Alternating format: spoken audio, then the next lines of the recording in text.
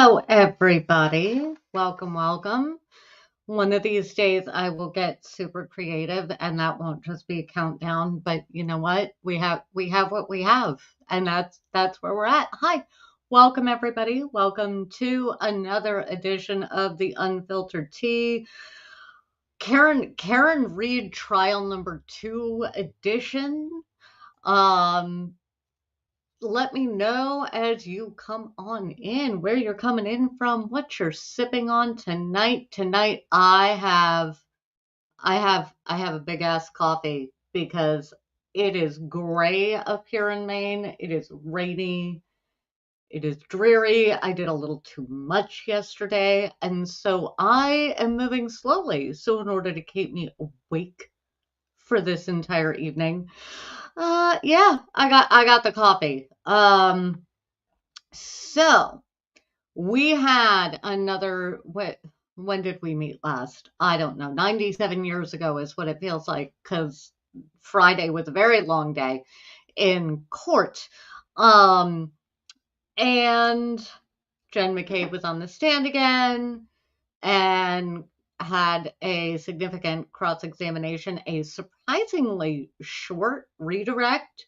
And then the prosecution brought in the toxicologist who's doing the retrograde extrapolation. She's testifying to the retrograde extrapolation that the Commonwealth has, that they claim says Karen Reed was ridiculously drunk at the time of this event.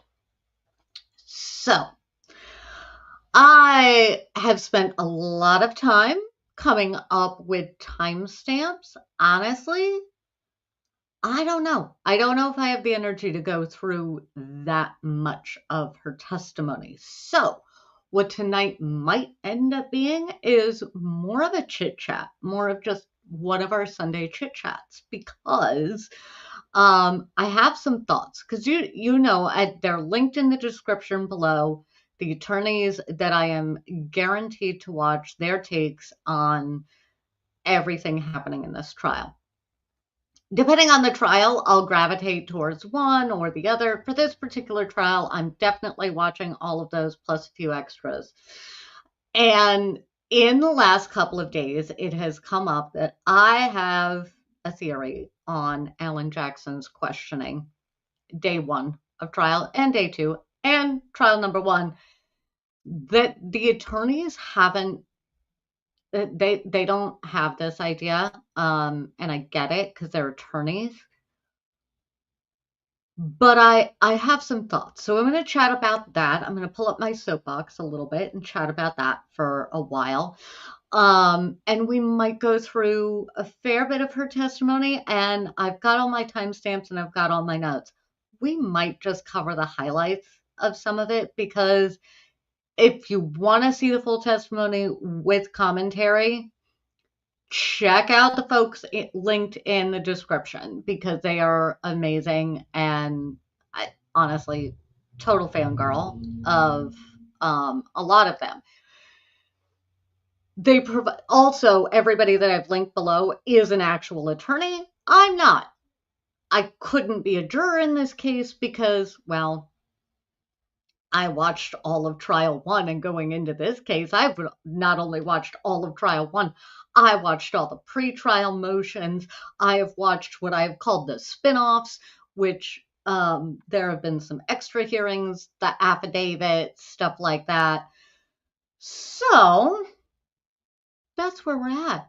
I hope you are ready for the week, and if not, I mean, cheers. Cheers. May the 4th be with you, because that is the day. And let me go ahead and roll the intro, and we will start with Soapbox Lane. Also, before I roll the intro, I'm really sorry, guys. In order for me to timestamp, I have to also watch on at least 1.5 or 1.75 speed, which is fine, but when I'm trying to get caught up with court so that I can chat new with you, I'm not as good at time stamping. So, whoopsie doodle, I'm sorry. I will try and get to it. I will. I promise. I just haven't yet. So previous episodes, you can check those out, but they are not yet time-stamped. I will do my best to time-stamp them soon. And now I'm going to go ahead, roll the intro, and we'll get into it. Hello and welcome to The Unfiltered Tea, a show where we say all the things you wish the newscasters said, unscripted and unfiltered. We talk about politics, pop culture, and courts, so pull up your soapbox, pour yourself a cuppa, and let's go. Pull up your soapbox, pour yourself a cuppa. Okay, where did we leave off? I have my notes. Where did we leave off on the other day? We left off on the FBI enters the chat. So, I'm going to do a little bit of zoom, and we're not going to cover a lot of the rest of that. Because, yeah, we're going to stick with what happened in court on Friday because it's just easier on all of us, I think. So, let's see. We had some interesting highlighted moments on Wednesday, where Jen McCabe says something about separate, well, they weren't witnesses at the time. Ma'am, you don't get to determine who's a witness or not, so no. They did get through her calling Brian Albert to come over for one of her police interviews. I think it was the FBI one. They did cover the fact that she never saw, heard, encountered Chloe. General reminder, chat. I would like proof of life of Chloe. There has been no proof of life of Chloe. I am worried about this dog. Are we going to have another case where the dog makes the determination? The dog is the thing that the jury can't get past? I think maybe.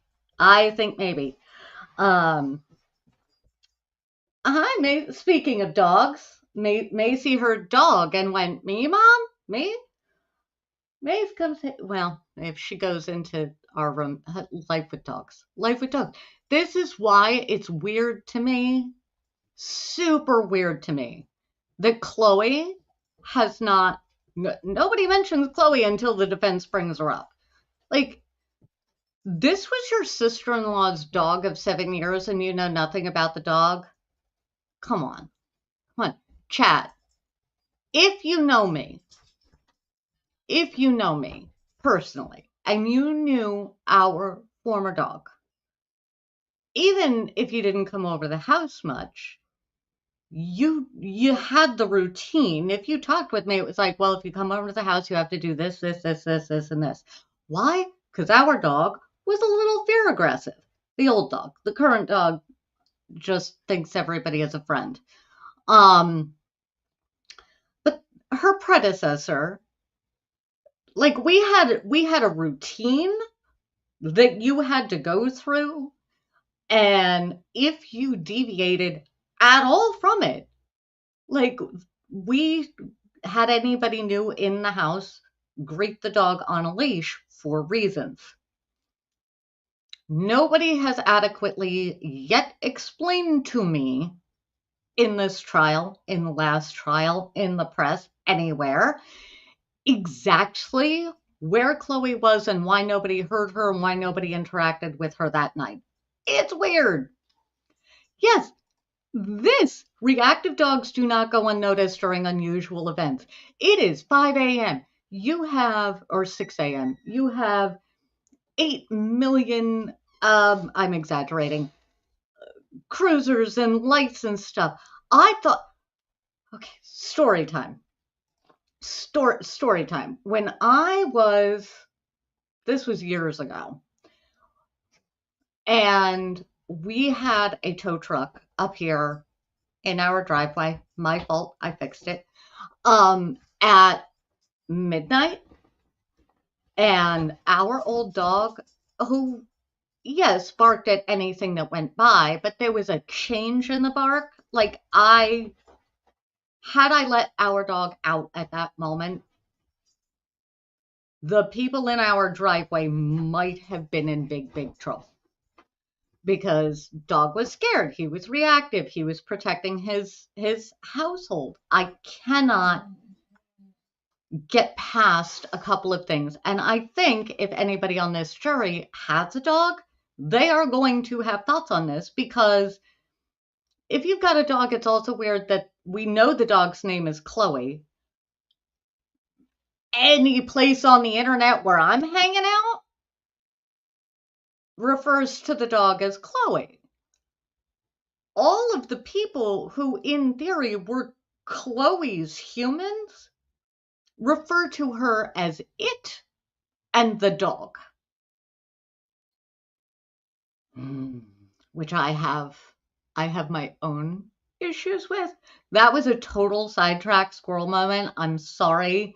But every time Chloe comes up in this trial and there is not an adequate explanation for where she is, because I think we will wait for the others to testify. If you are new to this trial, we will wait for the others to testify. But I do believe that there have been prior statements indicating that Chloe was in the house. I don't understand why the dog's not reacting at all. Hence, I would like proof of life of Chloe. And whatever the Commonwealth has going, like, unless we have pictures, certificates, adoption papers, I'm gonna want all of that as evidence in order for me to trust that they did in fact find Chloe. Total sidetrack. I guess I need to do this because that was a side rant.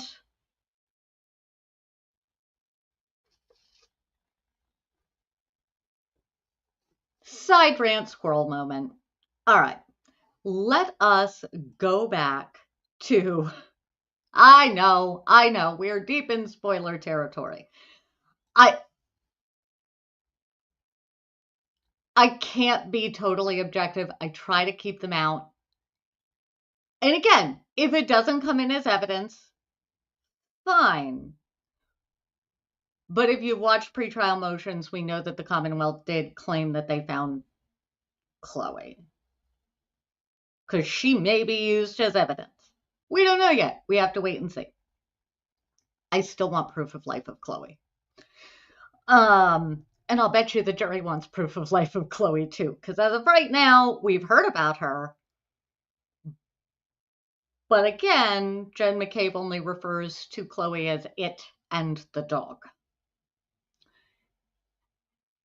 And her sister lived in the house, and her brother-in-law lived in the house. And yeah. So with that, let me see. Then we have testimony. This is all again from Wednesday, the day that everybody thinks was not Alan Jackson's finest moment. I do agree. Not as smooth as he usually does it, but we will get to my thoughts on Alan Jackson. I'm just trying to summarize testimony. Jen McCabe did testify that she wanted screenshots for timeline from other family that was also at the house that night. I don't know if they will be witnesses. I suspect they will be, but I'm not sure. She also testified that she never saw John O'Keefe that night when she was leaving the house.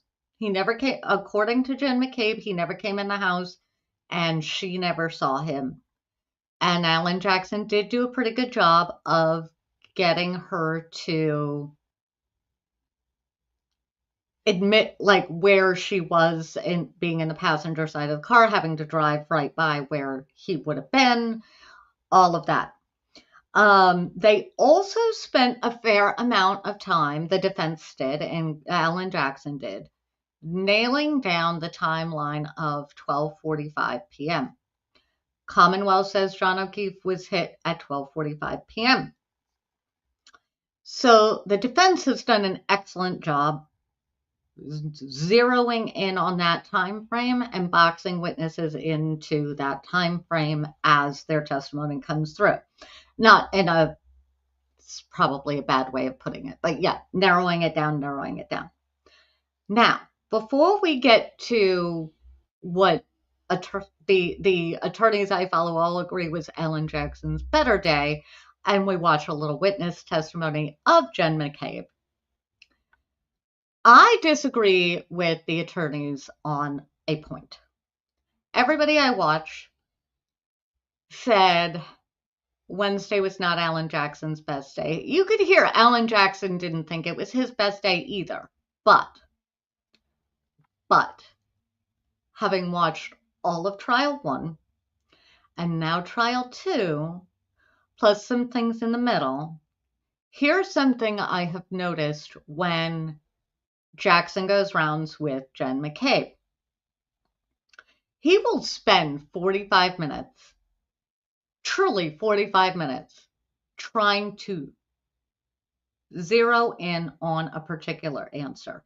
He knows the answer. She knows the answer. She doesn't want to give the answer because my own thoughts, does not show her in the best light, which is exactly why he wants to get that answer from her.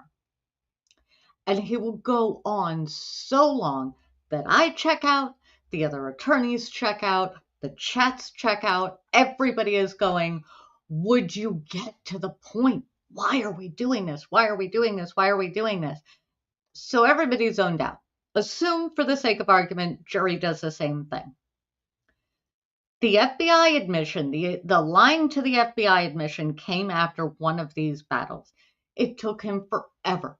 On and on, back and forth, back and forth, back and forth. Did you this? Did you that? Did you that? No, no, no. Can I see the report? Can I see the report? Can I see the... Suddenly, her memory just gets terrible every time she gets cross-examined. It's exhausting. But then, so you go on for way too long of this. However many minutes, it feels like years, but however many minutes of this, everybody checks out. And then Alan Jackson changes the game entirely and asks a completely different yet related question in a completely different tone of voice, and she answers. And then she tries to fix it. Not always. But that has happened. It happened all through trial 1, and it happened again all day Wednesday. Blah, blah, blah, blah, blah, blah, blah, blah, blah. So wait. You told the FBI you only contacted your husband and Carrie Roberts. Yes. But didn't you also contact other people in that time frame? Well, yes. Oh, but you didn't tell them, and it was I'm paraphrasing. And then, boom, we're off to the races. And then we revert and we do it again. So, here's my thinking. Is it exhausting? Yes. Could it backfire with the jury? It could, but here's the other thing everybody seems to be forgetting. Now, I haven't seen it on this stream today, and I'm not sure, but remember the other defense attorney, Victoria George, that joined the team? Every time I have seen her, she is sitting in the gallery watching the jury. So the defense is smart to be able to, I think, I'm guessing, I don't know, maybe one day Alan Jackson will tell me if I'm right or wrong, and we can have a whole chat about this. I have no idea. But what I am running on this theory from what I have seen so far is this. The defense, in order to gauge how far they can push certain things, is having Victoria George watch the jury. Because if the jury is already with you, those exhausting moments, the jury is going to tune out, but they are going to pay attention the way I did. Me, when she admitted lying to the FBI when she only had 10 minutes to make the call. She called everybody and then forgot all of the people who were problematic for her. And again, you forget who you called. You have your phone. You have call log on your phone. Real easy to be like, I don't remember who I called. Let me check. But yeah, I think he actually did better than the folks think he did, because he got information out that is definitely new information that we did not get in trial number 1. I knew nothing about the other law enforcement agency that isn't Canton or Massachusetts State Police. Who could that be?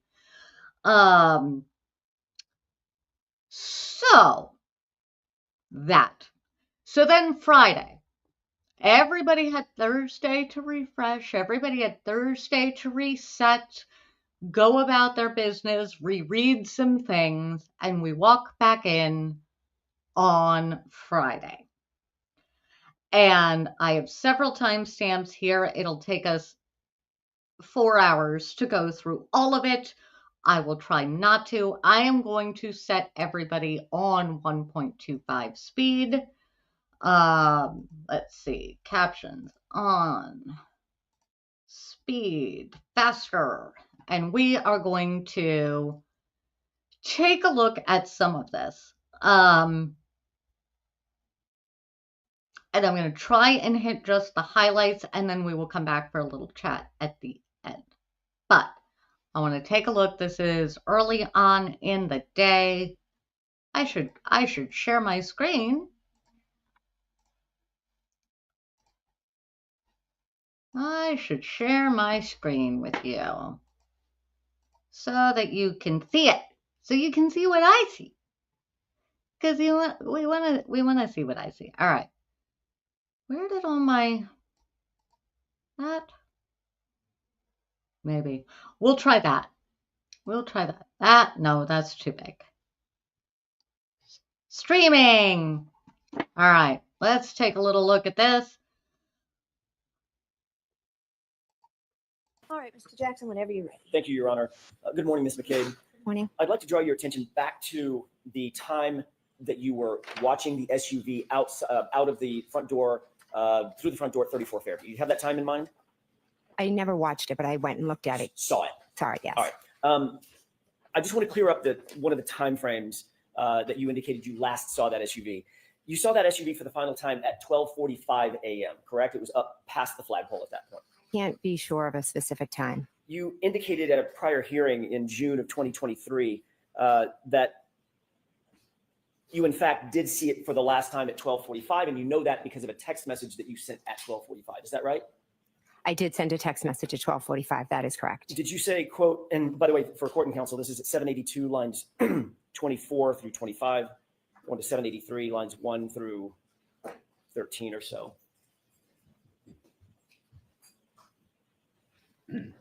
Actually, 1 through 3. It's those of us who remember the first trial, yes, 12:45 was. This was prior testimony.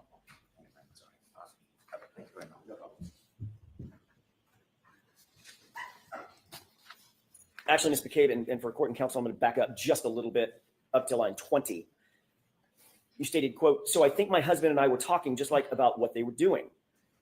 And then I sat back down, and then at one point I think I said hello. And then I said at 12:42, where are you? And then flip. I don't know if that's my last text or if I did one more. Yeah, 12:45, hello, because they were still there. And then question. So the dark SUV was still outside the house at 12:45. Answer, at 12:45. Do you remember that question and answer colloquy back in June 2023?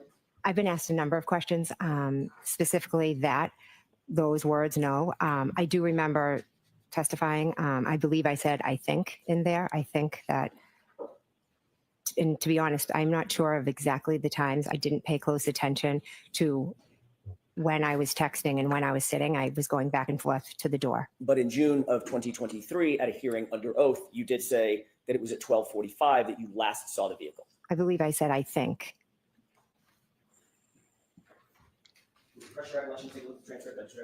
I believe the word I think is in there. You believe it, you're not sure. Okay, I'll look at it. Refresh your recollection. Sure. May I approach? Yes. Thank you.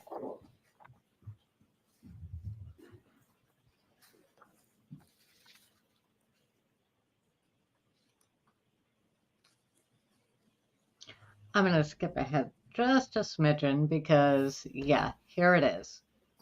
May I approach, Your Honor? Yes. Thank you. Does that refresh your recollection, Mr. McCabe, what you said in June of 2023 about seeing the SUV at the location at 12:45? I see what I read. Sorry.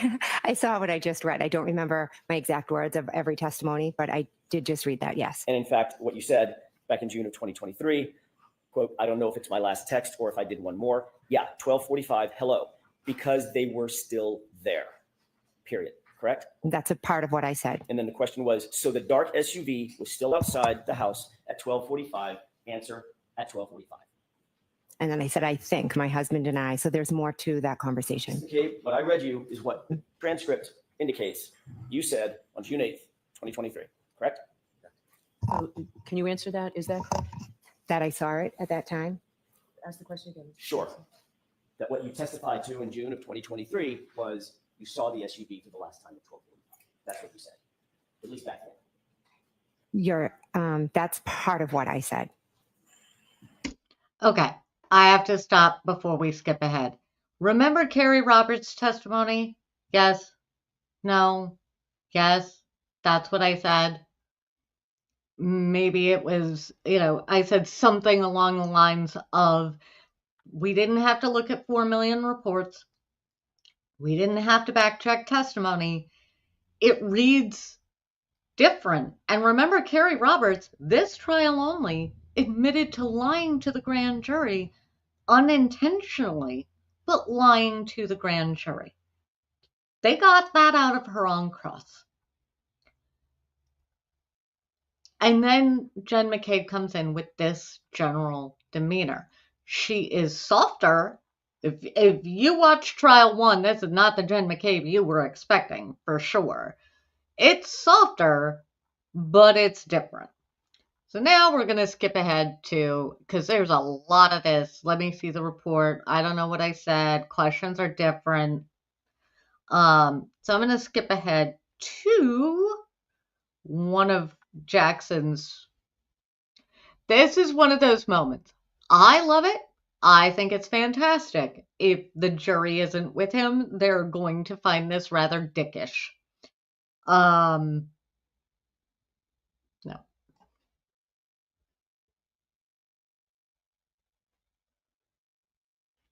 Yeah, close enough. Close enough to the timestamp.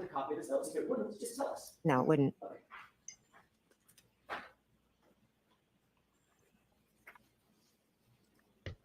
Did I go too fast? As you sit here today, are you telling this jury I don't know. that you deny saying to Trooper Proctor you saw a crack in it? Are you denying that statement? I'm not denying it. So you could have told him that. He asked me multiple times different questions. I spoke to him at my house, and then he had called me. So maybe one time I said it had a crack in it, and another time I said it was broken and missing pieces. So it's very possible that that's how you described it on the 29th, Ms. McCabe. It had a crack in it, right? And missing pieces. I'm not asking you to finish my sentence. I'm asking you, is it possible that's what you told him that day? It had a crack in it. Yes or no? Yes, that was one way. Mm-hmm.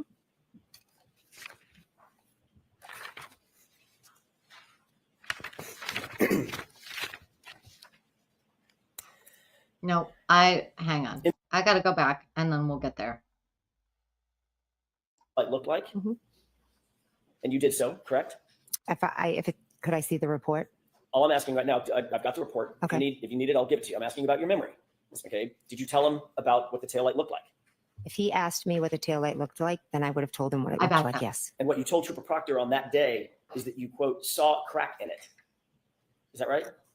I believe I said it was broken and cracked and it was missing pieces. Isn't it true that what you actually said is we got out at John's house and looked at the taillight, back right taillight, saw a crack in it, correct? I said that I saw it and it was cracked and it was missing pieces. You noted that he was taking notes, correct? Correct. Have you ever seen those notes?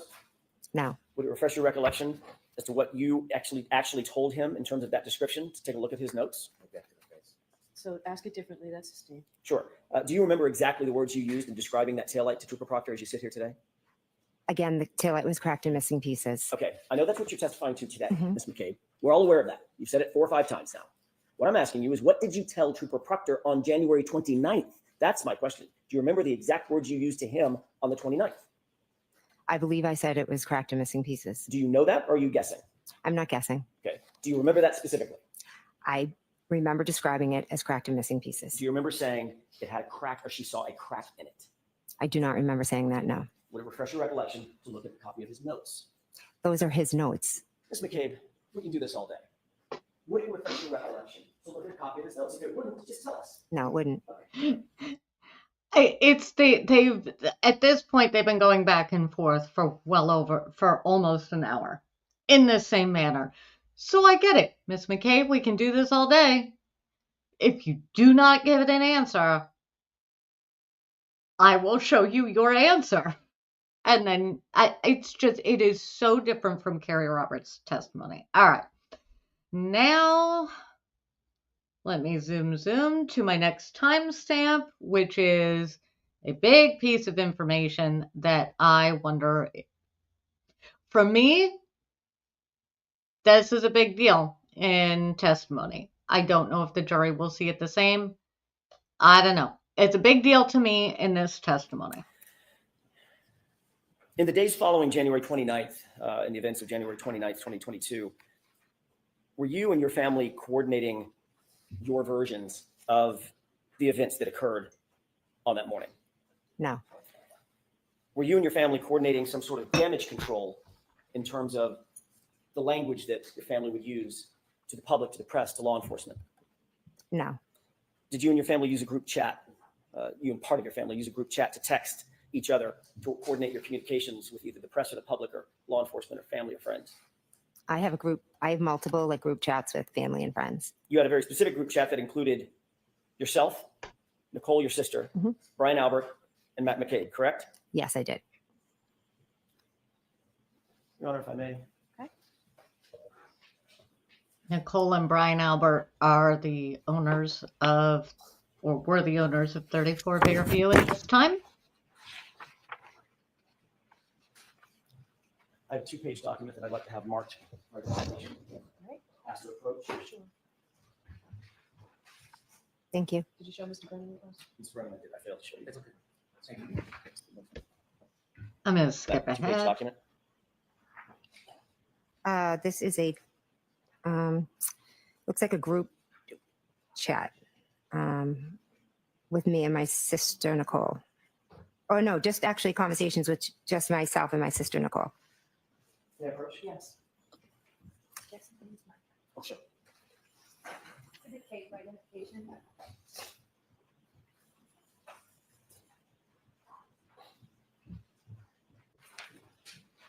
Trying to get to, Apologize. there That's we okay. go. I didn't know. May I approach? Do you have an extra copy so she has one of you? I'll just leave that one. I've got an extra copy for myself. I'll leave that one. Thank you. Do you note the date of that series of chats? Yes, it says 1/29/22. Okay. Is that a chat just between yourself and yourself and Nicole, or is that include others as well? I think it's just myself and Nicole. There was another series of chats, we'll get to that in a second, that does include Nicole, Brian, Matt McCabe, correct? Yes. On this particular set of texts, do you see the first text starting in the green box? That is a text from you to, it says Coco, correct? Yes, that's my sister, Nicole. Okay. And you recognize this text? I do, yes. And you recognize the texts following in the following bubbles? Yes. I would ask that this be marked moved into evidence. Is there any objection? I could review it briefly. Sure. Why don't I see your sidebar for a minute about this? All right. When did they come back from sidebar? We're gonna skip past the sidebar.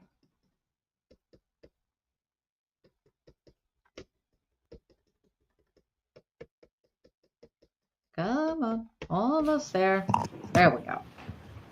Long All right, so the sidebar. objection is noted and overruled.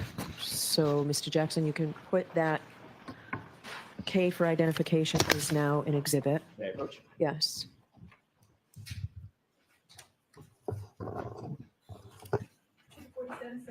Thank you.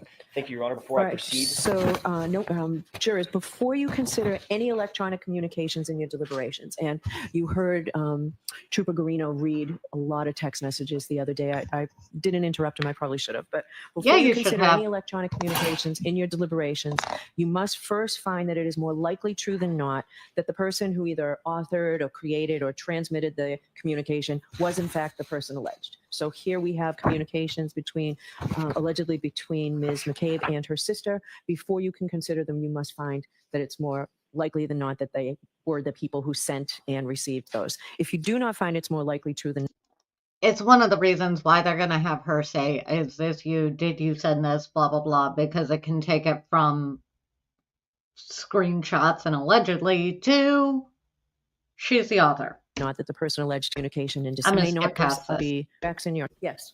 We will hear it 100 times again. Your Honor, may I approach just to retrieve the exhibit? Yes.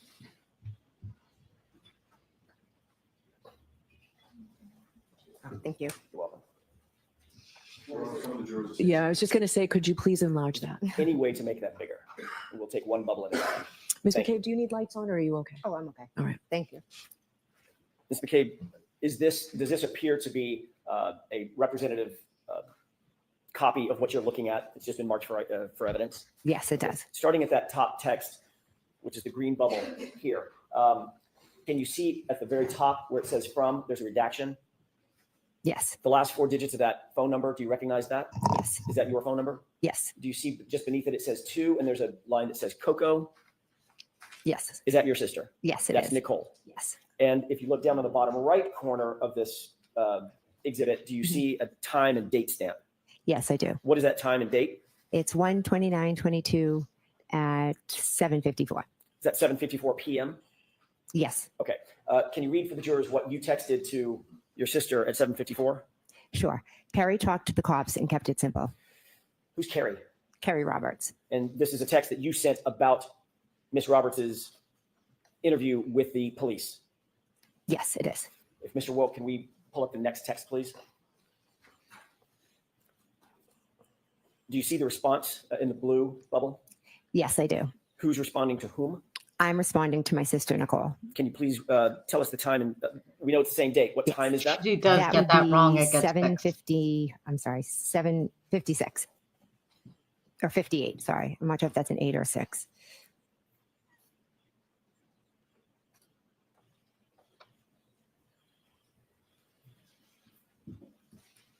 I may have misheard you. The blue bubble is from whom? It's from my sister, Nicole, To whom? to me. Okay, I may have misheard you. I thought you said the reverse. I want to make sure we're very clear. The blue sorry. bubble is from Nicole. The green bubbles are from you. Yes, correct. Got it. And this text says, I'm sorry, read that for me one more time. Sure. Okay. Try and get some sleep. Talk tomorrow. Next text, please. What's the time of this text? 7:57. This is from you to Coco, to Nicole. Yes. What does that text say? Any update? What did you mean by any update? I meant had she heard anything or learned anything new? Next text, please. Do you see a response from your sister to you? Yes. What does that say? We'll get more info tomorrow. Don't want to text about it. Next text, please. Is this a text from you to your sister, Nicole? Yes, it is. What does that say? Right. Next text, please. What is the date and time of this text? It is 1:29 in 2022 at 8:01 p.m. And this is in response to the text that you just read from you to your sister. And this Yeah. is now a text from your sister back to you, correct? Correct. What does this text say? Okay. Text me in AM or if you hear anything later. Thank you. We can bring the lights up for just a moment. So those, like, I could see those being read in one of many different ways.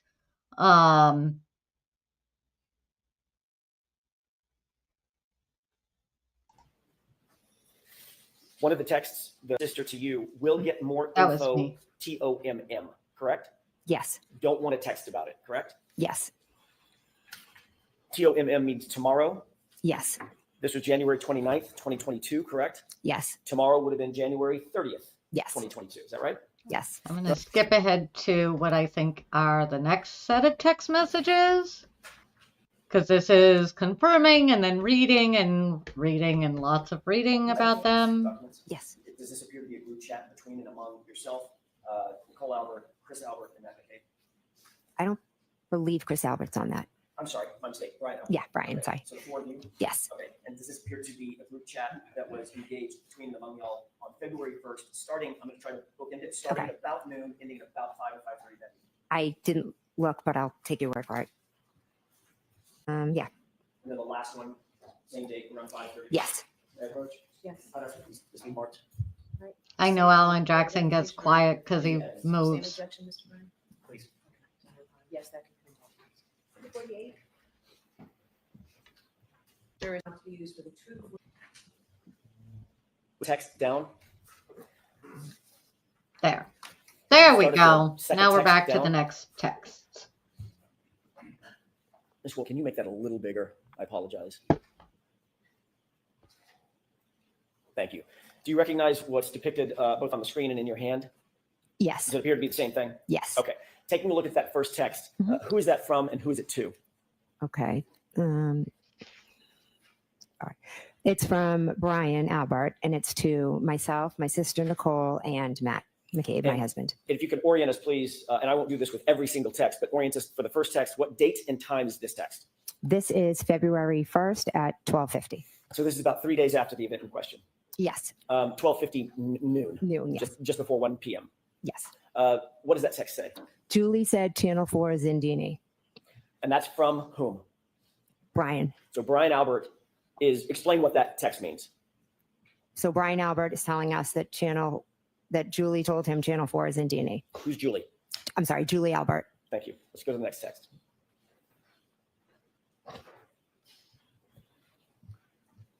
Is this in response to the text that you just read? Yes. The prior text mentioned Channel 4 and D&E. What is Mhm. D&E? D&E is a sub shop that is owned by Chris Albert. Is that in Canton? Oh, sorry. Yes, it's in Canton. On the main street of Canton? Yes. Directly next door to what? Waterfall. Across the street from Oh, Waterfall? sorry. CF McCarthy's. Yeah. Thank you. Across the street from Waterfall, directly adjoining, they have an adjoining wall to CF McCarthy's, correct? Yes. And D, is it D and E or D in E? D and E. D and E. Okay, Yeah. that's just the name of the pizza sub shop. Yeah. Thank you for that context. Mhm. Ms. McCabe, can you read what this text says, who it's from and who it's to? This is from Matt McCabe to myself, my sister Nicole, and Brian. Can you read it for us, please? Sure. Eating, I assume. Ask Chris to ask some questions. Tell them the guy never went into the house. What does tell them the guy never went into the house mean to you? How did you take that? I took that as John never came in the house. Who's the guy? John. This is in theory really good friends of the very people saying, tell them the guy never went in the house.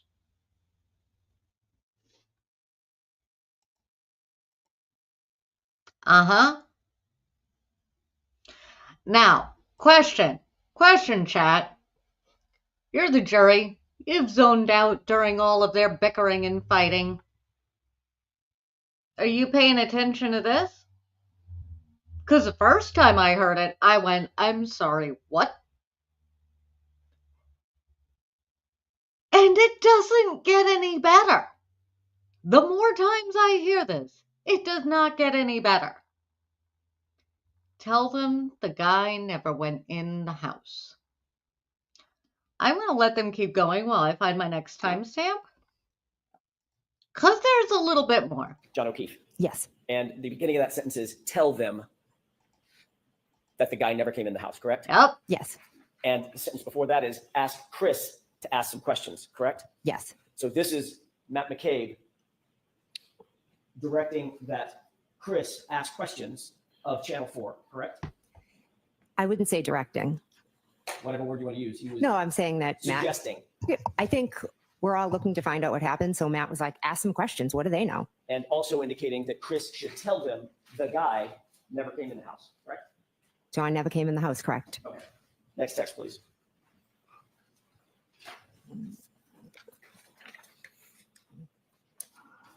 Can you orient us? Who is this text from and who is it to? Okay. This text is from Brian to myself, to Nicole, and to Matt. Brian who? Sorry, Brian Albert. And this is in response to the text above that you just read, correct? Yes. Where Matt McCabe said, tell Chris to find out, get an update or something, and tell him that the guy never came in the house. This is Yes. in response to that text. Yes. And what does Brian Albert respond? Exactly. One word, correct? Yes. Next text, please. This is a green box, so I presume this is you. Yes, it is. And this is to whom? To Nicole, to Brian, to Matt. And what does your text read? It means, oh my God. It's ONG, but Yeah. it meant to be OMG, correct? Yes. Yeah. I do a lot of errors. Which stands for oh my God. Yes. Next text, please.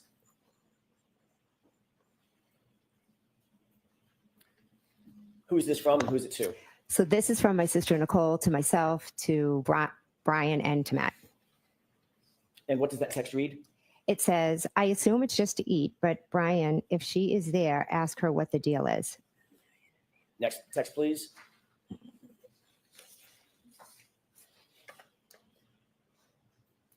Before I ask you about this text, the last text, that was from whom one more time? My sister Nicole. It was from your sister Nicole? Yes. And she mentions a she, a pronoun she. Yes. Is that referring to Julie Albert? To be honest, I don't know who she's referring to. Well, remember the first text started, or did the first text start with someone reporting that Julie said that Channel 4 was in D&E? Yes, it did. So would that prior text mean get Julie Albert to get some updates on what's going on? Let's go back to that last text one more time. Yeah, See where it reads, if she's there? Does that mean if Julie is at D&E, hence she just reported that Channel 4 is there? I'm truly not sure if who she's referring to as the she. Okay, fair enough. Let's go to the next text, please.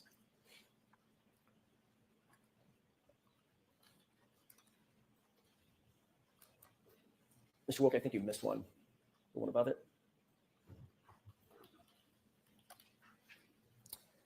Who's this text from and who's it to? This text is from myself, and it is to my sister Nicole, to Brian, and to Matt. And what does this read? This says to ask if we heard if she is in a mental hospital. Next text, please. Who is this from and who is it to? This is from me to my sister Nicole, to Brian, and to Matt. What's the time on this text? 2:55. And what does it read? Carrie is here going over timeline. Who's the Carrie referring to? Carrie Roberts. What is here? I would assume here would mean my house. Next text, please. No. Who's this from? and This who's it came to? into first trial. This is from Brian to me, to Nicole, to Matt. And what does this text read? I did hear that. Next text, please. This was all in trial number 1. It's much better presented Who's this here. text from and who's it to? This text is from me to my sister Nicole, to Brian, to Matt. What does it read? And we handed the phone to Carrie. This may be, if they are staying on her instead of on the screen, it may be that the phone numbers on the screen are not redacted. And I will say that the pool cameras are very, very good at recognizing when personal information has not been redacted for whatever reason. They were like the black bars that you saw on the earlier texts. If those didn't happen on whatever files they have there at that moment, that is why they would stay with her face, because the pool camera operator is pretty good at recognizing what can go up and what can't. So you're welcome, Dad. Yeah, when you see that, I mean, sometimes the camera just stays on somebody's face. So I will continue with the text messages, and Who's then we Carrie? will zoom Carrie ahead. Roberts. What phone are you referring to? Mine. Who was on the other end of that phone? February 1st, I believe it could have been Michael Proctor. Next text, please.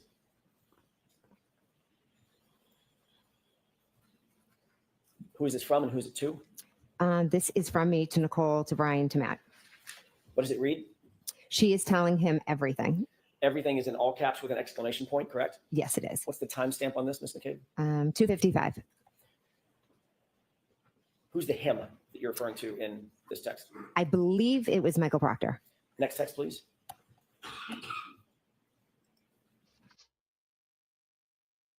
Oh no, I did not mean to hit pause. I just moved my paper slightly. Who is this from and who is it to? This is from me to Nicole, to Brian, to Matt. What's the timestamp on this text? 2:55. Same minute that you sent the last text? Yes. She's telling him everything? Yes. And then you follow up with what? All the stuff. Next text, please. Remember, this is the text message that Carrie Roberts didn't know Who's about. this responsive text from? This is from Matt to myself, Nicole, and Brian. And what's the timestamp on this? 4:35. What does this read? Yep. If she pleads out, it will end. If she fights it, it will be an episode. Who's she? I'm assuming that would be Miss Reed. Next text, please. Who's this from and who's it to? This is from Nicole to me, to Matt, and to Brian. What does this read? She liked the text above. The previous text? Yes. Meaning like a thumbs up or a like? Yeah, it just says liked. So The one that reads, yeah, if she pleads, it will end. Mhm. If she fights, it will be an episode. yes. Next text, please. Big words in a text. Who's this from and who's it to? This is from Matt. Oh, sorry, to me, to Nicole, and to Brian. And what does this read? Brian, sitting separate. Is that a period or a comma? I honestly can't see. Is that a period or a comma between Brian and sitting? Or can you tell? I can't tell if it is or it's just like the way it printed out. I'm not sure. Next text, please.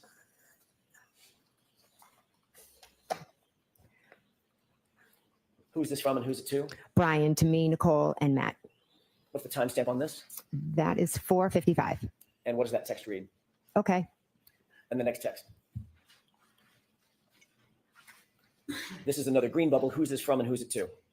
This is me, Matt. Me, Nicole, Matt, and Brian. And what did you say? What did you write in this text? I wrote you listening. And what's the timestamp on this? That is 5:15. I'm sorry, it would be what time? Oh, I'm sorry, 5:15. And in fact, at 5:15, Ms. Roberts was in your house being personally interviewed by Massachusetts State Police, correct? They were there. I'm not sure if this is the exact time, but yes, they did come over. Just to be clear and to orient us, there was a phone conversation that you were privy to between Carrie Roberts and Michael Proctor telephonically. Okay. She was Earlier in the day. yeah. Earlier in the day, he had called me, and then Carrie had asked to speak with him. And that's the handy for the phone. Yes. And later, a couple of hours later, 5-ish or so, she was still at your house. Michael Proctor came over and interviewed her at your home. No, I'm sorry, not Michael, sorry. Massachusetts State Police. Came over and spoke to myself, her, and Matt. And you wrote you listening to the group, correct? Yes. Who was that specifically directed to? I honestly don't know. Was there anybody else in the house during her interview other than you and the troopers? My husband, Matt, my daughter, her friend, my other daughter. There So was- of the people on this text chain, the only person that would have been in the house that could have conceivably, quote unquote, listened would be Matt. Okay, Yes. Okay. Next text, please. So yeah, they were listening in on Who's this Carrie from and who's it to? Roberts' It's from me to Matt, interview. Nicole, and Brian. And what does it read? Cops here again. You were reporting to the others on this text stream that the police had arrived at your house. They were in your house with you and Carrie that you just described, correct? Yes, I was just telling them that they were here again. Next text, please.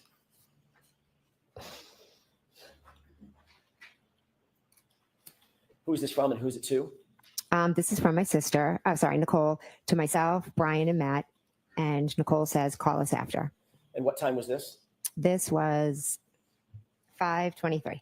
Did you take this to mean that she wanted you to call the group after Carrie Roberts' interview and update them about that interview?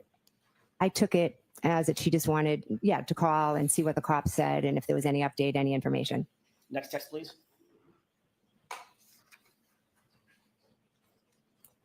Who's this from and who's it to? This is from Matt, and it's to myself, Nicole, and Brian. What time is this? This is at 5:31. And at 5:31, what does Mr. McCabe write to the group? This girl could write a book nonstop. Was that in reference to Carrie Roberts having her interview with the Massachusetts State Police? Yes, it was. And this girl is Carrie, correct? Yes. Next text, please. I feel for Carrie Roberts in this. I really, really do. Who's this from and who's it to? This is from me to Nicole, Brian, and Matt. What time is this text? 5:32. And what do you write to the group? I love it. And this is in direct response to Matt McCabe's, your husband's text about Carrie Roberts could write a book, correct? Yes. Suggesting that both you and Mr. McCabe were listening to her interview, correct? We could hear different parts of it, correct? Next text, please.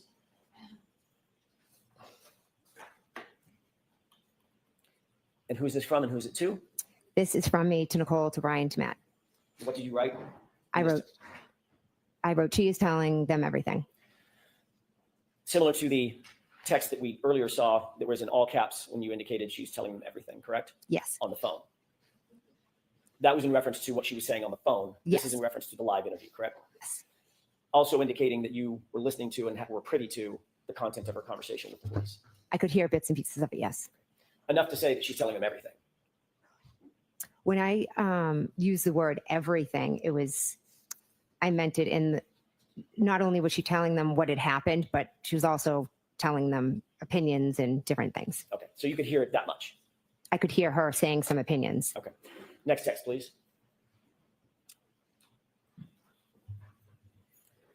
Who's this from and who's it to? This is from my sister Nicole to myself, to Matt, to Brian. And this is in response to she is telling them everything, correct? Yes. And the text reads what? Good. Reads a little different after the tell them the guy never went in the house, doesn't it? Like, I could see this being read in a couple different ways, but also the brilliance of Jackson having Jen read these texts to my ears. She's providing inflection based on her comprehension that we wouldn't get otherwise. Just a thought. Text, please. I'm going to get through the text and then we're going to skip ahead. Who's this from and who's it to? This is from Matt to myself, to Nicole, and to Brian. And what does it read? He says, going to miss the basketball game at this rate.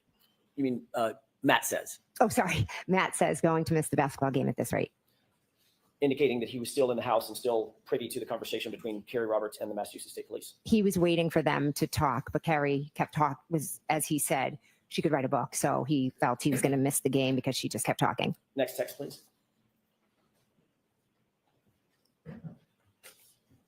That may be the end of it. Yeah, it is. Is that the last?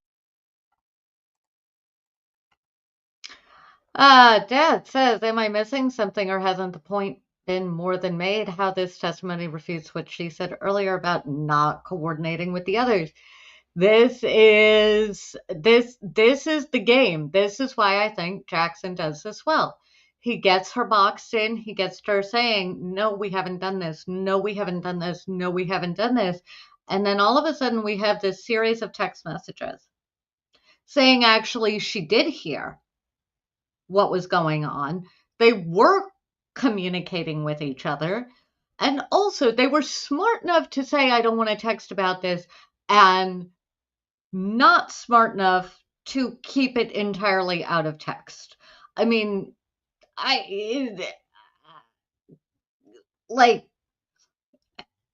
they clearly had conversations with each other as well that we will never know about because it's not in text. So let us zoom ahead to, because one of my notes here is literally blah, blah phone records. They go back and forth. After lunch, they went back and forth and back and forth and back and forth and back and forth for like way too long over, is this a record? Is this not a record? Will this refresh your recollection? even Brennan just reached a point where he was like, this is evidence. We say it's evidence. We say it's real. Just let it in. Because it was too much. So, Dad, I think you're right. I think this happens.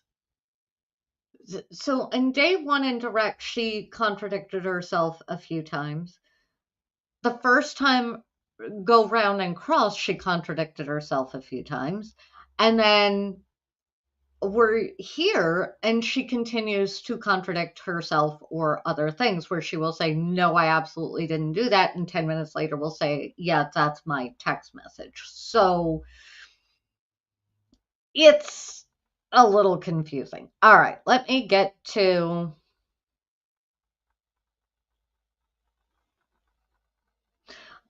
I think I'm going to zoom ahead to the right spot, but I'm not sure if it is actually the right spot. We're going to jump ahead to here. At 5:50 p.m., do you see a call on March 1st between? I'm jumping ahead to call records. So he has handed her her phone record or a thing of phone records with phone numbers and all of that. And we are going through, are these phone records happening? Blah, blah. Yeah.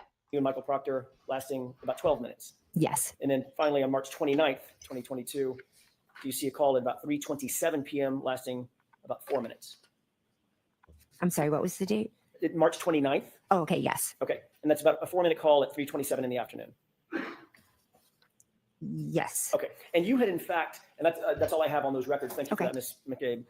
You had, in fact, met Michael Proctor in person on January 29th, correct? Yes. He was actually in your home and personally interviewed you, correct? Yes. Not only did you have him in your home, it was for the purpose of a formal interview between the two of you in person. Is that right? Yes. That was the time that Brian Albert was there. Yes. In your home as well. Yes. And you had at least, I think we went through about 14 phone calls with Michael Proctor in just the next days and weeks, going all the way up through February and March. We've just gone over those, correct? Yes, there are calls, but you're right about the number of calls, but some of them, I don't even know if they were answered. And of course, that doesn't, and that may be true, but you were communicating back and forth, certainly. Yes. In the weeks and months following. Yes. And that doesn't include those records, just for brevity's sake, those records stop in March. But there were more communications in April, May, June, July, August, correct? I'm not sure about that. I don't know. I think initially we communicated, but I'm not sure how long it went. So, and then I know we started communicating again in the summer of 23, I believe, or April of 23. So you had spoken with Michael Proctor on the phone many times. We've just gone over those records, correct? Yes. You met him in person on the 29th. Yes, when he came to interview me at my house, correct? You just took the words out of my mouth. That was for a formal interview with you, correct? Yes. And it was in your house that you met him for that formal interview. Yes. And that was probably for some time. It wasn't a 2-minute conversation. No. Then in September or October of 2023, you were interviewed by Lieutenant Tully, correct? I have been interviewed by Lieutenant Tully. I don't recall the date. And you indicated just now that you began picking up conversations with Michael Proctor again in the summer of 2023, correct? Yes. So there were many more communications at that time, just before the September-October timeframe of 2023. Yes, but that was in regards to something different than this case. Not the subject matter, but you had met him and talked to him more times in the summer of 2023, correct? I never met with him.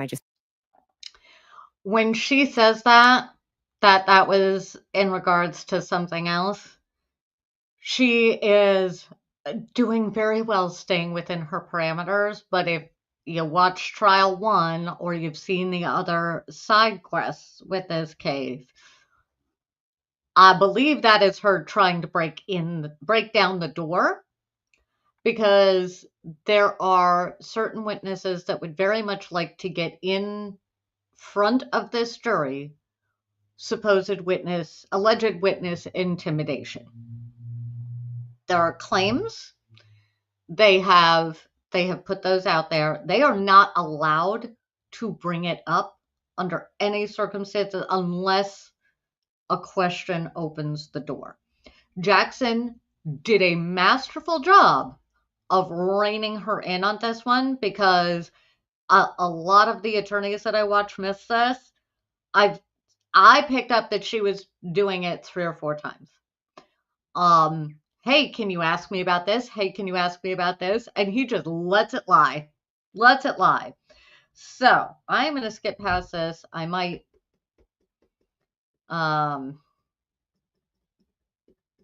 yeah, because we have sidebar coming up and there's not, where are we? 313. There we go. Back from sidebar. I can't remember if this is where I wanted to be or not. I'm sorry, did you tell I'm Trooper looking Tully, for a moment. quote, you had never met Elizabeth Proctor or Michael Proctor prior to September 2023, end quote. I had never met Elizabeth That's not my Proctor question. prior. Well, there was a, Did you tell Trooper Tully, Lieutenant Tully, that quote? if I can break that quote up because it's two parts. No, you can't. So my this has question been is my asked question. and answered. Move on, Mr. Jackson. Do you deny, as you sit here, telling Lieutenant Tully that quote that I just read? Do you deny it? Sustained. Move along. The question's been answered. That look was over to the prosecution, waiting for them to object. Let's talk for a second about your phone calls to John O'Keefe on January 29th, 2022. I'd like to go through those calls with you briefly, if I could. Your Honor, this has previously been marked Exhibit 26. Yep. Calls to John O'Keefe's phone. Yes. Thank you. Do you want this one? Thanks.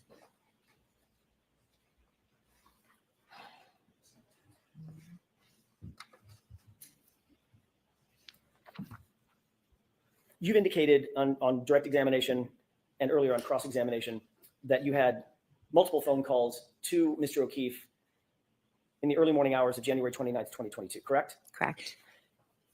Those phone calls ranged from about 12:14 a.m. until about 12:50 a.m., correct? There was a call at 12:14 and then at 12:18. I'm sorry, I'm bracketing it. The Oh, calls I were between, apologize. that's okay, 12:14 all the way to about 12:50, correct? Are you saying 15? 50, Oh, 50. 50. Oh, sorry. I apologize.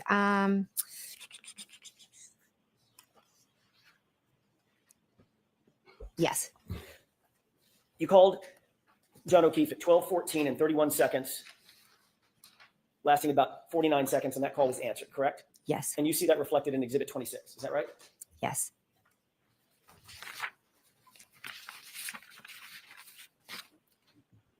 Going in reverse chronological order on this exhibit, you also see a call at 12:18 and 47 seconds, wherein you call, I'm sorry, John O'Keefe calls your phone lasting about 36 seconds. Is that right?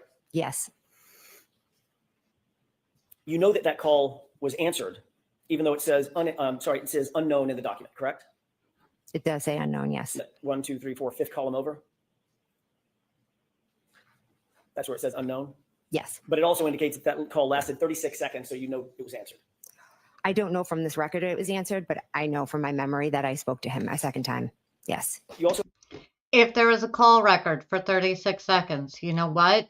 It was probably answered. Maybe there wasn't somebody at the other end of the phone, but 36 seconds is not enough time for voicemail to pick up and then hang up, and it's not enough time. 36 seconds generally we can infer means a call.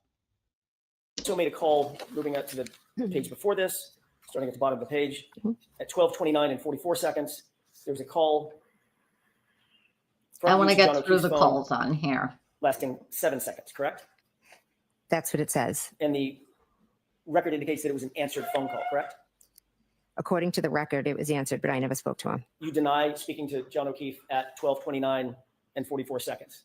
Yes, I never spoke to him after 12:18. Okay. Moving up, Okay. 12:41 and 10 seconds. There was a call from you to John O'Keefe's phone indicating that that was missed. You see where it says missed? I do. 12:41 and 59 seconds. There was another call from your phone to John's phone, and that was also indicated as missed. Correct? Correct. 12:43, 19 seconds. You called John O'Keefe. That was a missed call. Correct. 12:46 and 16 seconds. You called John O'Keefe's phone, and that was a missed call. Correct. 12:47 and 52 seconds. You called John O'Keefe's phone, and that was a missed call. I'm sorry, which one was that? 12:47 and 52 seconds. Yes. At 12:50 and 37 seconds, you called John O'Keefe's phone, and that was a missed call as well. Yes. Ms. McCabe, these are There's 7 calls.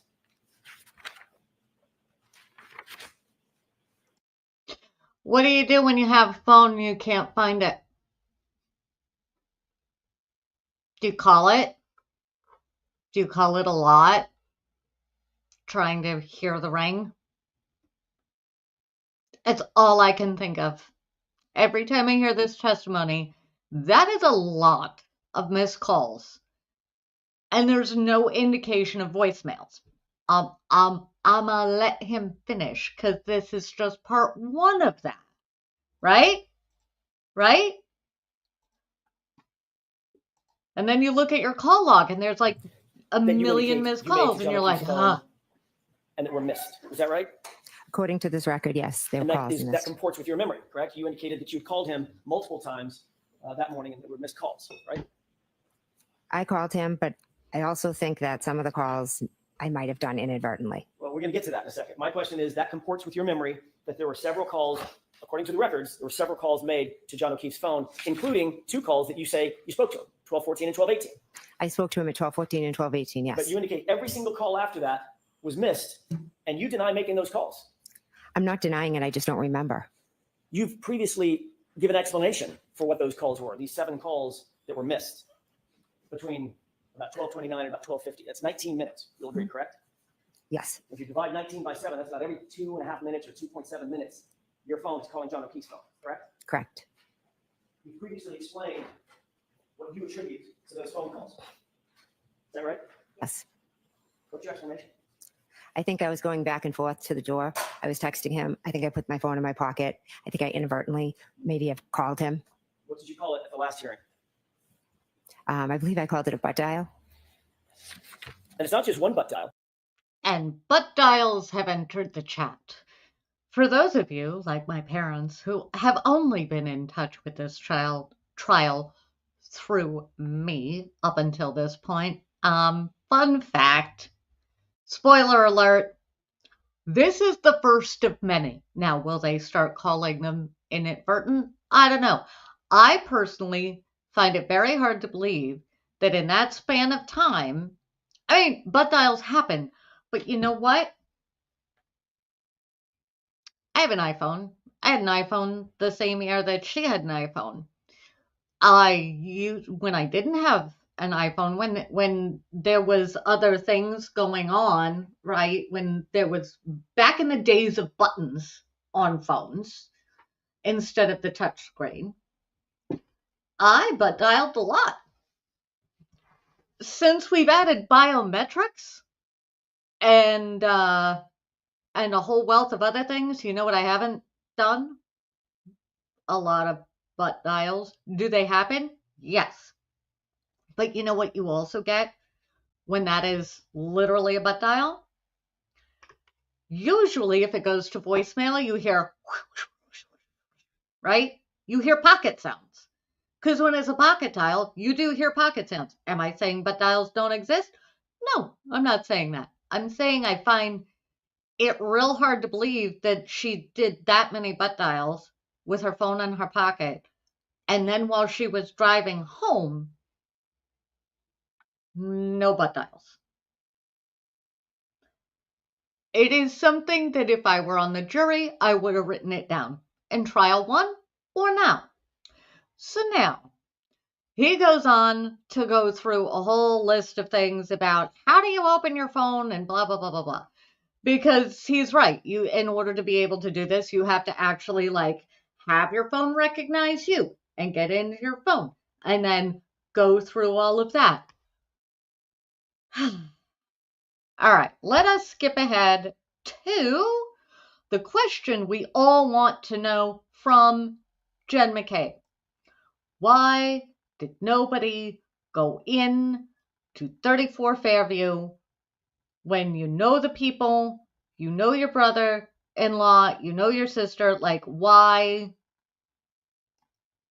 did you not go into 34 Fairview? That is what we all want to know. Let us find out. When you got to the scene, we can take that down. When you got to the scene at 6:03 in the morning, you immediately recognized, did you not, that this was an emergency situation? High intensity emergency situation, correct? I knew it was an emergency situation. Yes. As a matter of fact, a man's life was in grave danger. You knew that. Yes, I did. And this is someone that was a friend of yours, correct? Yes, he was a dear friend. Not just a friend, but a police officer who was laying, as far as you knew, dying in the snow. Is that right? Yes. You knew that you needed to get immediate medical attention, emergency medical attention to him as quickly as you possibly could. Is that right? Yes. You knew that minutes counted, right? Yes. You knew that seconds counted, correct? Correct. This man was grasping, as far as you knew, grasping and clinging to life at that moment. Is that right? Yes. That's why you called 911, to get emergency personnel who are trained in CPR and life-saving measures to the scene, Right. to the gentleman, to Mr. O'Keefe, as quickly as you possibly could, correct? Yes. You called 911 at about 6:03 and 35 seconds. Is that right? I don't expect you to know down to the second, but it was about a couple of minutes after 6. Right after, yeah, we found him. Yes. And you're aware from the dash cam that Officer Seraph got there about 6:10, almost on the nose, right? Didn't pay attention to the time. You'll agree That's with me fair. that there was He about doesn't 6.5 carry minutes that. or so between the time you called 911 and the time Officer Seraph got there. Is that right? If that's what the dash cam says, yes. On that 911 call, you referred to John O'Keefe as a man passed out in the snow. Yes. You didn't say, "This is my friend." I needed to get, like you said, emergency there. So Did I you wasn't say, going to "This is give my a friend"? I wasn't going to give a description and say my friend is in the snow. I was going to give them the information that I thought was the most important at the time. Did And you say his name? I just said a man because that was You- the most important identifying. You didn't say John. Eventually in the 911, I do say his name. You didn't initially say O'Keefe, correct? No, none of that matters. It was a man in the snow and And I you wanted didn't say- help there. And you didn't say he's a Boston police officer or an off-duty police officer. Again, a man needed help. Yes or no? Did you No, say that? I didn't. Do you think that might, yes or no? Do you think that might have sped things up if they knew, if the 911 operator knew that this was a fallen officer, a fellow officer? I think 911 comes to everyone equally. I don't think they would have. Do you think that might have been something important to relay? I'm sure they would like to think that. I promise you, in my experience, if you said there is a police officer dead or dying on the lawn of this address, oh, you would have seen everybody there faster. To the 911 officials? I don't know. You even asked by the 911 operator, "Does anybody know CPR?" And your answer was no, correct? I'd have to listen to it to remember my exact answers. But it was basically in the negative. Her No, we're answer not was no. professionals. We're just out here doing the best we can, From my correct? memory. I wouldn't say that, no. You didn't believe Karen Reed knew CPR? Didn't know. I don't think I answered that question. I don't think it You was didn't- asked. You didn't know if Carrie Roberts knew CPR, correct? I didn't know if they knew CPR, correct? And none of you were paramedics? No. None of you were first responders? No. None of you were trained in emergency life-saving techniques in any way, correct? Correct. I have a question, Ms. McCabe. That also goes against Carrie Roberts' testimony, saying that she had been certified in CPR through work. And also, while Jen McCabe was doing this, Carrie had taken charge. Well, both Karen and Carrie, immediately upon seeing John O'Keefe, start doing whatever they can think of. By all accounts, they immediately start doing whatever they can think of, whatever is within their purview to do to save John O'Keefe. Jen McCabe doesn't without being asked. She does not. She calls 911. I believe after Carrie tells her to call 911. It is odd to me. Jackson, But all of Fairview. continue the entire road asking between the other Chapman and questions. Cedar Crest. Can you think of any person on that road who might have had life-saving techniques trained into them? First responder, someone who knew how to deal with someone in distress, someone with high skill level training. Do you think of anyone on Fairview who had that kind of training? Can Maybe I now me, or I did know. I then? Which are you asking? Did you then? No, then my focus was on John O'Keefe. Okay, let me narrow the focus. How about on the property? How about at 34 Fairview? Could you think of anyone that was a first responder who would have life-saving training, life-saving technique training under his belt? Yes, my brother-in-law, Brian Albert.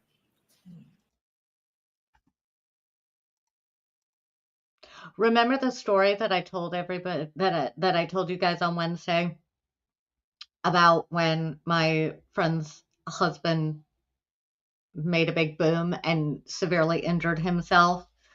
Well, here's the thing. especially when you live in a small town, and this was, I can't remember if I'm the one that called 911 or not, but called 911 and then called somebody who was closer, who we knew was a first responder, immediately got them on the phone right afterwards and said, "Get your butt down here, we need your assistance." I remember that man's name, and I met him maybe 3 times. Like, I'm gonna let him continue, but I still want to know, like, there are 3 of you. 2 are doing life-saving measures, and I don't really care if Carrie says, "Can you take over chest compressions?" and you do, then why are you not asking Carrie to go bang on the door of your sister and brother-in-law's house? You know people are in there that can assist. You know people are in there that might have equipment that is beyond what any of you guys have.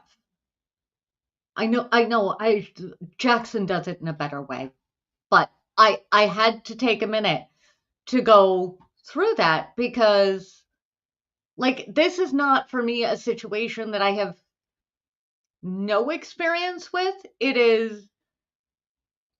It was a different situation, a very different situation, but it was the same level of intensity, right? And you didn't go in the house, did you? No, I did not. When you arrived at the scene, you didn't go in? Not until much later, correct? Our focus was John. You knew that Brian Albert was inside the house. You'd just been with him hours earlier, correct? Yes. You knew that his window was 30 feet away. You were staring at it. You could look at it if you wanted to, correct? It's off to an angle. And you didn't go in the house then either. I did not know. You knew that John O'Keefe was clinging to life during those precious minutes and seconds. Is that right? I did, yes. And you also knew that Brian Albert, your brother-in-law, was a first responder trained to deal with people in that kind of distress, correct? In that moment, my only thoughts were John and everything we could do for John. And you knew that there were warm blankets inside the house. Is that right? I did, yes. There were warm blankets in the house. And you still never went in, did you? No, I went and attended to John because once I finished calling 911, I went over to John and Kerry Roberts asked me to take over compressions. So I felt like that was more important. And 911 was on the way. I never thought about going in the house. I just thought, how can I help John? You never thought about going in the house, but you did pull out your cell phone and make 2 phone calls, didn't you? After I called 911, I tried calling my sister, yes. While John was out in the cold, clinging to life, you weren't doing chest compressions at 6:07 and 6:08, were you? I was walking over when I was calling. You were calling your sister on the phone, weren't you? I was calling them to see if they would come out, but I was going right over to work on him. And you could have walked 25 feet to the front door, walked in the house, and screamed for Brian Albert to come out and help you in those precious seconds and minutes, couldn't you? That would have taken me away from helping John, getting Kerry blankets, giving him compressions. And making those 2 very important phone calls at 6:07 and 6:08 that you say were not answered. Correct? They were not important phone calls. I tried to call my sister, and then I focused on John. They were not important phone calls. He just asked her about those calls being answered, and she says they are not important phone calls. But they were important enough for you to make while John is clinging to life right there in front of you, right? As I was walking over, I called to see if she would answer. And she didn't answer. Let's talk about that. She didn't answer according to you. So if we're going to talk about it, we're beyond the luncheon break. Your Honor, I have 2 more questions. Okay. And I'll wrap it. Okay. Let's talk about that real quick. Sure. She didn't answer the phone, did she? No, she didn't. So you have a situation where a man is laying dead or dying in the front yard of your sister's house. You see nothing in terms of life inside the house. Lights aren't coming on. They're not getting up. They're certainly not coming outside, right? They were sound asleep They weren't coming outside, were they? because they were asleep. You didn't know if they were asleep. I appreciate Jackson's layup with these questions. All you knew was there was a severely injured man on the front lawn of their house, and your sister didn't answer the phone, not once, but twice, correct? Correct. She didn't answer the phone. Did you think your sister might have been in peril? Did you think to go inside the house and check that they're okay? I had no reason to think that they weren't okay. You had no reason to believe they weren't okay. A man was dead or dying on their lawn, and your sister's not answering the phone, and nobody is coming out to the chaos of Karen Reed screaming on the front lawn. You didn't think there was some reason to believe they could have been in peril? I didn't, because your client was screaming she hit him. She had a cracked taillight. She was crying she hit him. I didn't, but my focus, can I finish, please? You had solved the crime right then and there. You solved the whole case. No, I didn't. I knew John never came in the house, so I had no concern for anyone's safety inside the house. The reason you didn't go inside the house is because you knew better. You knew better. You knew she wasn't in peril. You knew that Brian Albert wasn't in peril. You weren't worried at all about them, were you? I was not worried at all because something happened on the front lawn that had nothing to do with anything inside that house. You weren't worried about them at all because you knew what really happened, didn't you? At that moment, I didn't know that he was hit by a vehicle and there was taillight found next to him. All right, jurors, lunch and break. You note how she doesn't actually answer that question? She dodges it. Okay. So, they come back from break. We are almost done, ladies and gentlemen. We are almost done with the cross-examination. Hey, general reminder, if you like hanging out with me and you like my soapbox moment, do the like and subscribe thing, because I always forget to do that on all my favorites until somebody reminds me. So, yeah, that'd be great. Algorithm would thank you. And if you've got a friend watching this, yeah, share that. Share that, baby. All right, we have one more moment to get to because Brennan, to give Brennan credit where credit is due, he gets up, they come back from lunch. Brennan brings in a bunch more text messages that are not with this particular group, but are with Carrie Roberts and others, and does his level best to bring Jen McCabe back to human and a grieving friend and all of that. He may have succeeded, but then recross happens. And I'm just going to zoom to the moment where, in my view, she has been rehumanized, and then she undoes all of it. The hard work that Brennan put in to bring her back, to make the jury sympathize with her and all of that, this is one of those moments that I feel undid all of it. Right? Yes, Both Miss Reed, who was yelling and screaming, correct? correct. And Miss Roberts, who at So least this at some is point recross. told her to shut the fuck up, correct? Correct.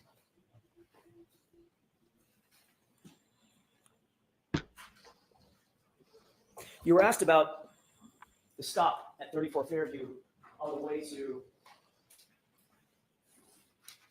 Sergeant Lang's house. I missed something. In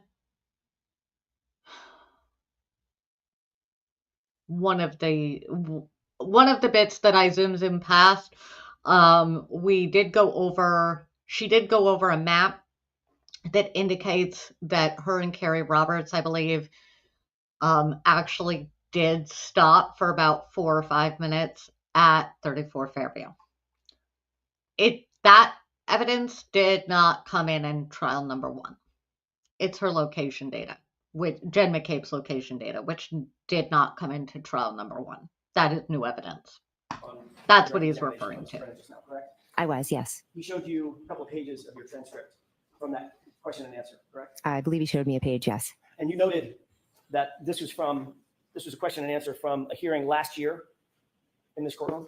Yes. And you admitted that you stopped, but actually, let me rephrase that. You were confronted with the fact that you stopped at 34 Fairview on the way to Officer Lang's house, Sergeant Lang's house, by me on cross-examination, correct?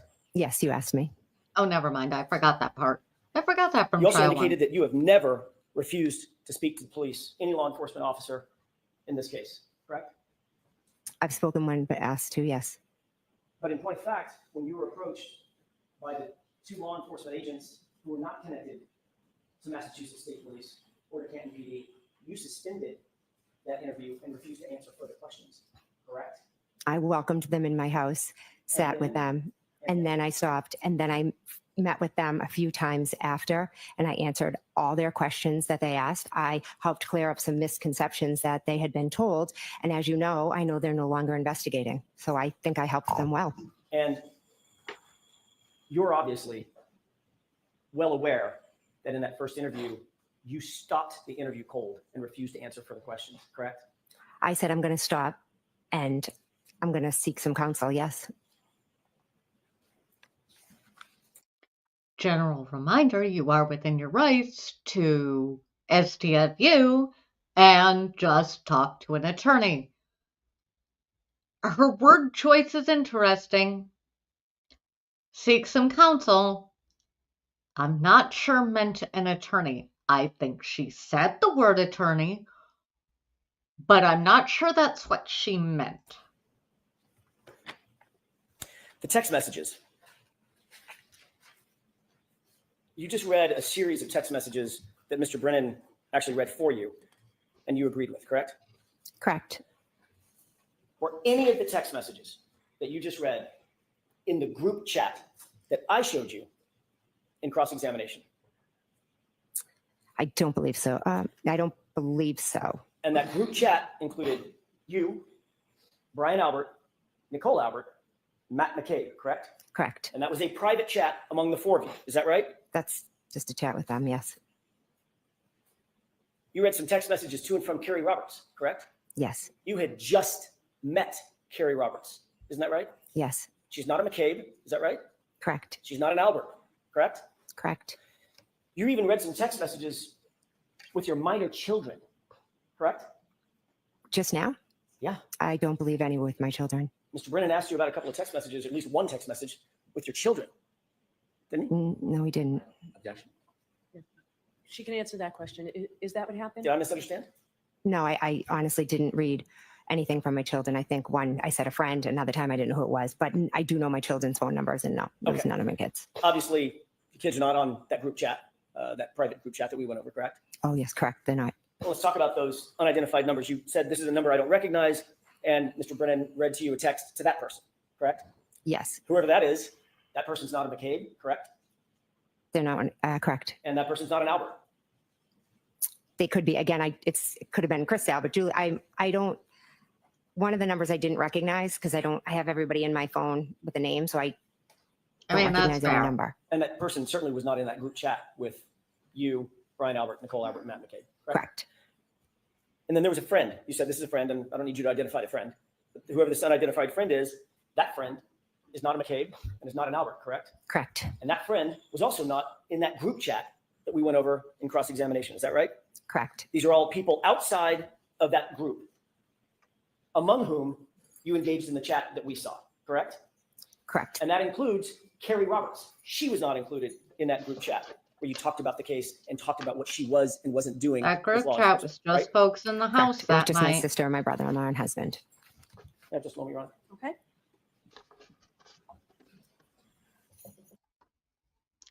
I think she undoes every bit of work that Brennan. He did an excellent job. Brennan did everything he could do with what he had. Now, who was it? Larry, pointed out that Brennan also opened the door wide open for getting in that she did cut the FBI interview short. It is interesting to me, and maybe it's just me, that she talked with Canton, she talked with Massachusetts State Police, and she did not talk with the FBI. Oh, that reminds me. Hang on. I'm going to swoop, and then if my brain will work for me, I am going to try to remember questions that came up tonight at the dinner table to cover them.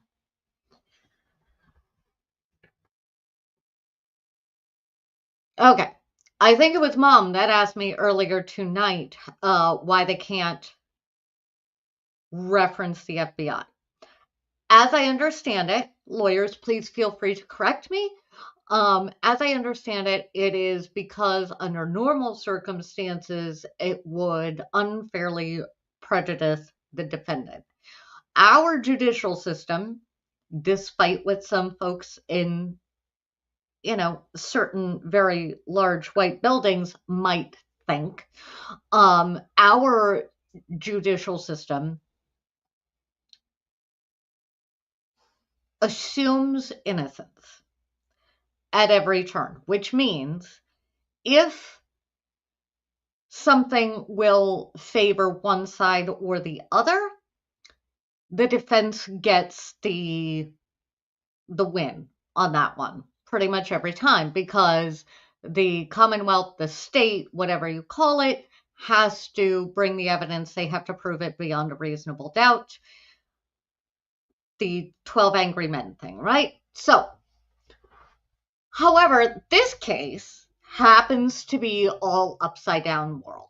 So, while under normal circumstances, knowing that it was the FBI would unfairly prejudice the defendant, because as much as we want a jury going into it impartial and just saying, hey, prove it, prosecution.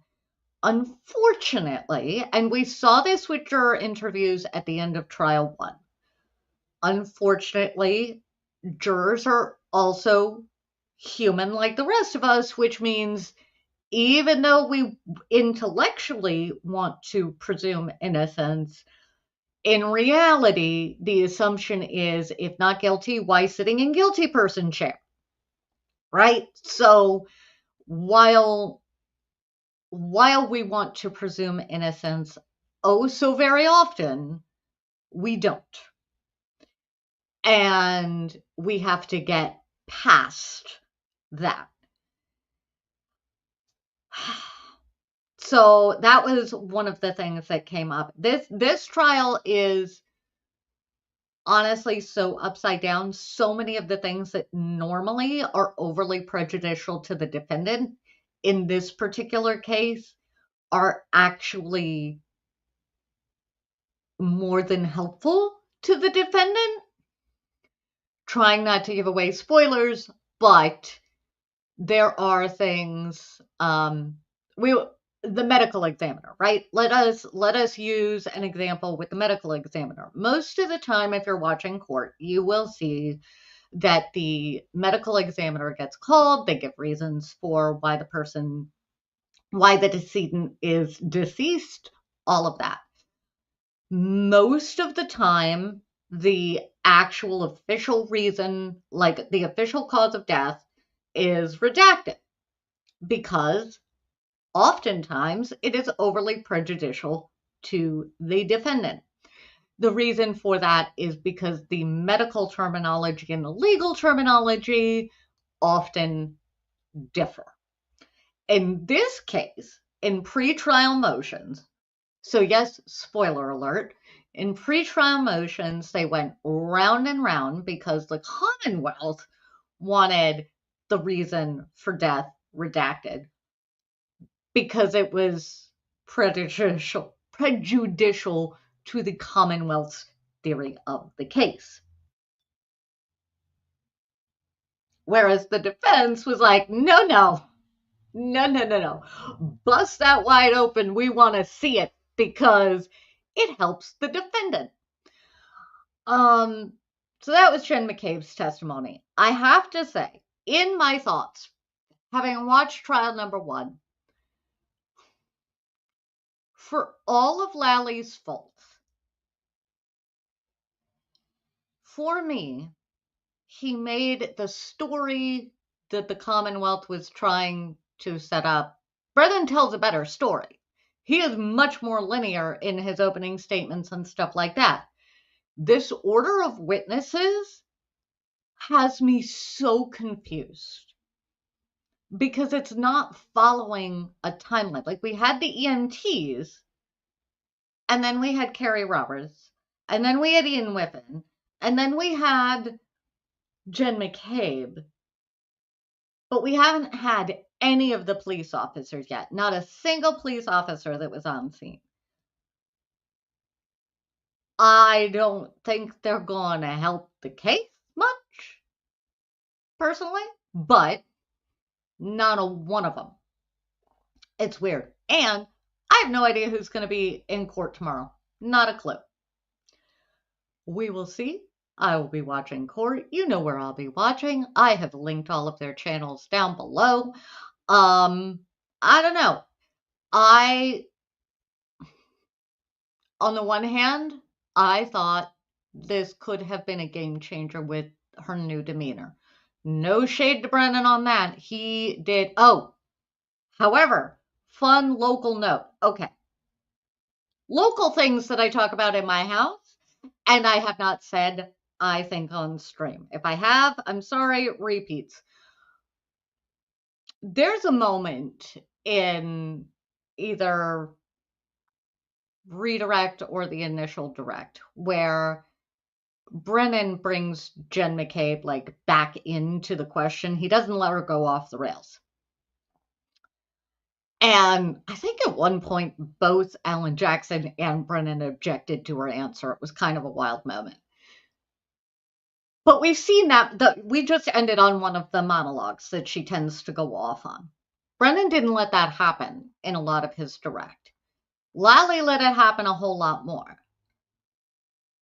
But having seen trial number 1 and I'm watching trial number 2, here's something that I notice. In trial number 1, if you go back and watch that, the demeanor is different, the body language is different, and a lot of times Jen McCabe would shoot Lally a look that was rather terrifying from the screen. And Lally would change something or, adjust. Or she would look over expecting him to object. You could sort of tell. I don't know. Tell me if I'm wrong. If you go back and watch trial 1 and watch her testimony here in trial 2, tell me if I'm misremembering things. But my memory was that the power structure definitely seemed to be Jen McCabe, Lally. And at one point in direct examination, you can clearly see in trial 2, Brennan, Jen McCabe. And her face was everything in that moment. Whether the jury caught it, I don't know. But it makes me think, and it makes me wonder. Why do I wonder? Because Brennan was Whitey Bulger's defense attorney. Why does that get my brain going? Because I suspect, maybe I'm just making stuff up in my head. I don't know. But I live here in Maine. I have lived in places. I've lived in a mob-run neighborhood down in Rhode Island. When you've lived in one of those, you know it's different, right? Because it is, on the one hand, it's the safest place you could ever be in the area. Why? Because if you're not a member of the family, no one, and I mean no one, is going to mess with you. If you are a member of the family, it makes it a little different. But I say all of that because every now and then I like to have a little bit of conspiracy theory. Do I have a lick of evidence to support this? Nope. I would never take this to court. Sometimes I just like to come up with silly things. But there are things that stick in my head from my time in those areas. And amongst them, I don't think, personally, I think it is rare that somebody like Whitey Bulger just calls a random defense attorney that he sees an ad for. I don't think that tends to happen. Maybe I'm wrong. I don't know. There's enough books out there on that stuff. Somebody has connections. I don't want to know, but like, I can't get past that. Maybe I've just read too much John Grisham or whatever. I don't know. But I just don't think guys like Whitey Bulger open a phone book and go, yeah, I'll call that defense attorney. I think he knows who he is. And I'm not saying there's any connection between this and that. But I'm saying it's in the back of my mind and I'm paying attention to it. This is why I would never be on the jury for this case. I don't live there, but also, can I be unbiased? Not after trial 1. No. Mm-mm.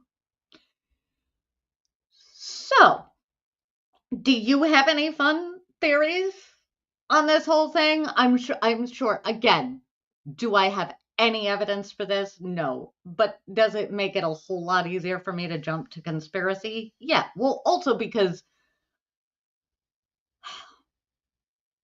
there's legends. There's legends about it. Maybe one day I will share with you some of the Boston PD, Winter Hill Gang legends of just how close they could be at times. It is legendary around those parts. So, what are we going to see tomorrow? I have absolutely no idea because nobody's letting lists go or anything. I don't know what we're going to see tomorrow. Do I want proof of life of Chloe? Yes, I do. Would I like to finally see some of these police officers testify? I mean, yeah, because then we'll have to go over that insanity. Will I be back tomorrow? Truly, I don't know. I don't know. We're going to play it by ear. Am I going to do a week of recaps? No idea, because I don't know what witnesses are coming, so I can't plan. Also, still healing from surgery here, so, some days are better than others. Anyway, keep a look on the socials. The Aurora H. White is me, and I post there, and I let you know when I'm going to live.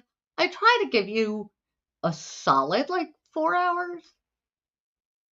But sometimes I just throw a thumbnail up and say, let's ride. Or let's go. Let's ride. Do I spend a lot of time watching Emily D. Baker these days? Yes, I do. Yes, I do. So my apologies. Totally one of her phrases that I use a lot now. So with that, everybody, I hope that you have an absolutely wonderful evening. Have a great Monday. Let me know where you're watching court. And find me on the socials. Let me know where you're watching court so that I can find you in the chats. And I had something else. And now I'm buffering in real time. I think it's time for me to say goodnight. Thank you for hanging out with me. Thanks for being here. As always, be well, do good, and remember to bark a lot. I'll see you on the next one. Bye. Thanks for joining us for another episode of The Unfiltered Tea. Don't forget to hit that like button. If you have a story you want our unfiltered take on, go ahead and drop it in the comments, and we will see you next time.